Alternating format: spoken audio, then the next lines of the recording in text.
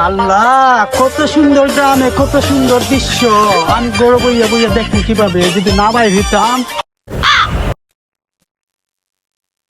গ্রামের মাঝে কত কত পাতি মস্তানো গলাইছে, একটা চর মারছি, দাঁত 32টা ফলাই দিছি।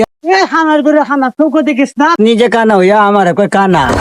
আল্লাহ, খানার ঘরে কানা চৌকো পথ দেখিস না? তারপরে তোর সব দাঁত ফলাই দিই। তাহলে কি কয়, নিজে কানা হইয়া কয় আমার তারপরে ফলাই দিতা, তারপরটা আমার গাল শুদ্ধ ফাটাইলি মো। রাখ, বাড়ির থেকে আমার বন্ধুরে লুই আইতাছি, দেখিস না সাইজ কইরা ছেড়ে দিমু। আমার বন্ধুরে আমিও ফোন দিই, আমার মোবাইলটা খুঁজে। হ্যালো, এ কই রে তুই? মাঠো, তাড়াতাড়ি আয়, তাড়াতাড়ি আয়। তারা কানা কয় আমার বেলা চড়াইয়া দাঁত ফলাই দিত। এর 2-3টা কথা কইয়া দে, সাইজ কইরা দে। আর কয়েকটা সাইজ কইরা দে, কয়েকটা কথা কয়, গালি গালি পুকতে দে। এ রে, কুত্তা নিয়ে আইছে আবার, খানার ঘরের খানা কুত্তা নিয়ে যা যা যা যা যা। বন্ধু, তুই কিছু বল।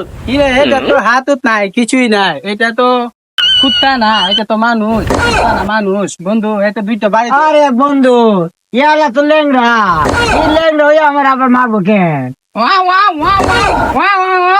কুত্তারে রুটি দিমু, যা তুই যা। তোরে পরে দেখেন না লাগে। বাড়ি থেকে নাটি উটি নিয়ে শালা পুতা নমন মার দিমু। চলে যাই বাড়ি।